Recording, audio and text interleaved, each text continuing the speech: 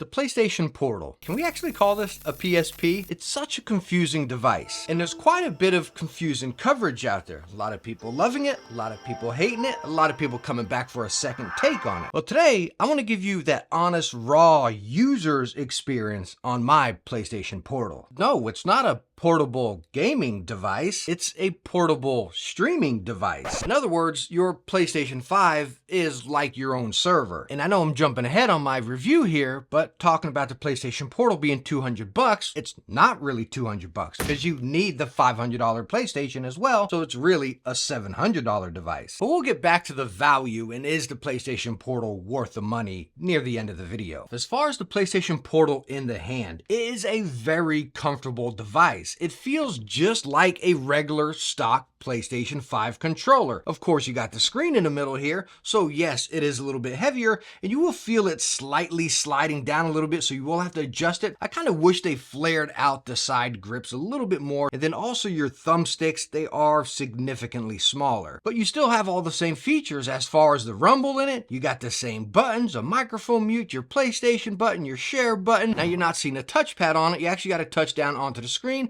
and you see you got two different places right on the side. So as far as ergonomics and actually gaming and using a PlayStation Portal, it feels amazing. And that's a big plus coming from someone that uses the Nintendo Switch almost daily. I mean, I love this device, but talk about uncomfortable. Now I have transformed my Nintendo Switch to be much more comfortable with this Skull & Co grip case right here, which is just game changing. It is a must. So as far as ergonomics, I can't state it enough. The PlayStation Portal is fantastic in the hand. Now I want to talk about a couple other basics before we actually dive into my use and experience with the PlayStation Portal. This device does have included speakers, and they are plenty fine. An ideal situation for collecting flight statistics.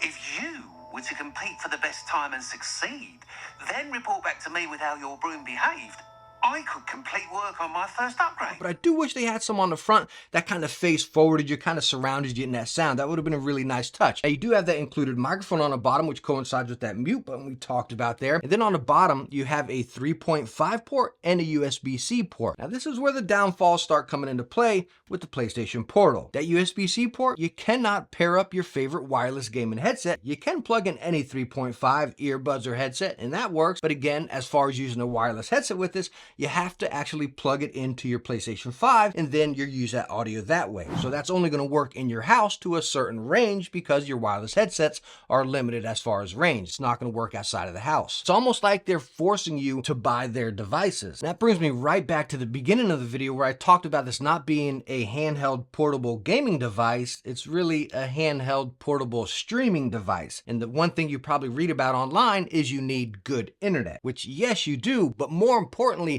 than good internet, you need stable internet. And a good example of that is my situation. My PlayStation 5 is on this end of the house. I'm gaming in my bedroom on that end of the house. My son is on his PC. My wife is streaming Netflix, and all of our phones are connected to the internet along with our thermostat and our cameras.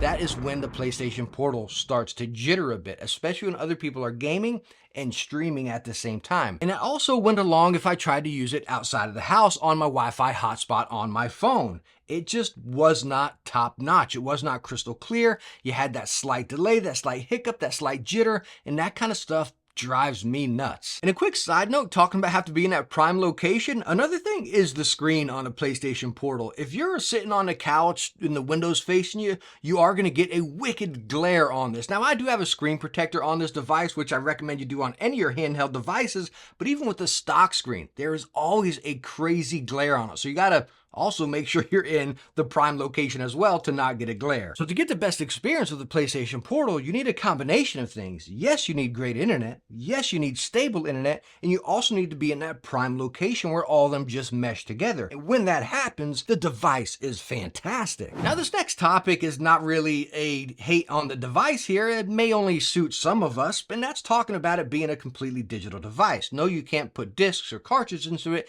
You can still put discs into your PS5 and stream stream them to the PlayStation Portal, but I'm using the PlayStation Portal when I'm lazy in bed or on a couch, and I don't want to get up to change that disc. So talking about buying digital games, what I don't like about it is, number one, I don't feel like I own the game. Number two is once I beat it, it just sits back there and collects dust when I would rather go sell that game. So what I find myself doing with my Portal is buying games that I know I'm going to put a lot of time into and really 100% complete them, or something I will replay over time. Now, something going right in line with that, talking about a game you'll play over time, if you're playing a multiplayer game, Rocket League, Call of Duty, or something like that, you always have a slight delay in this, kind of like a Bluetooth headset synced up to a movie. You always got that slight pinch of delay, and it is going to cost you your game. So I would not recommend this if you want to play, like, again, a lot of Battlefield, Call of Duty, Rainbow Six, any high intense multiplayer game. I would really gear this more towards a story game, which is honestly all I use it for as well. Now, one thing you've probably been noticing about my PlayStation Portal here, as far as this light bar and the microphone mute button, I leave those off just to preserve what battery life I can, because I average roughly around 6 hours of use with this. Now, the other thing I see a lot of people trying to back up the PlayStation Portal on, with all of its flaws, is the price costing only $200, which, man, that's fantastic for a handheld device. Cheaper than Nintendo Switch, cheaper than a Steam Deck, cheaper than any of the other handheld devices. Well, like I stated in the beginning, no, you can't use this without a PlayStation 5. So this is a $700 device, which costs more than just about all those other ones. But then, of course, you have a console and a handheld device, so it's a tough way. So as far as the PlayStation Portal itself, at its core, as I stated over and over in this video, it's highly flawed,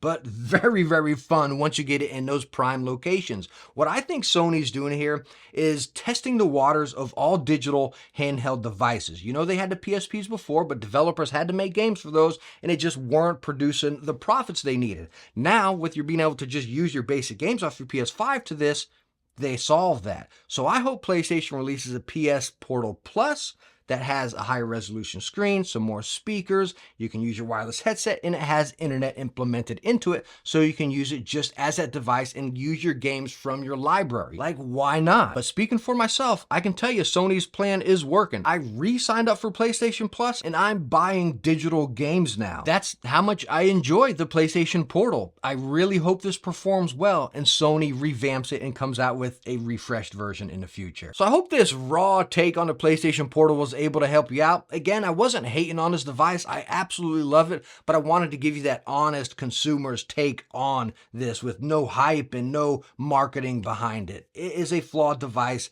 that is very fun to use, as crazy as it sounds, and I hope this video was able to help you out one way or another and you enjoyed it. And if you did, please hit that thumbs up. Don't forget to subscribe, and I hope to catch you in the next one. Bye now.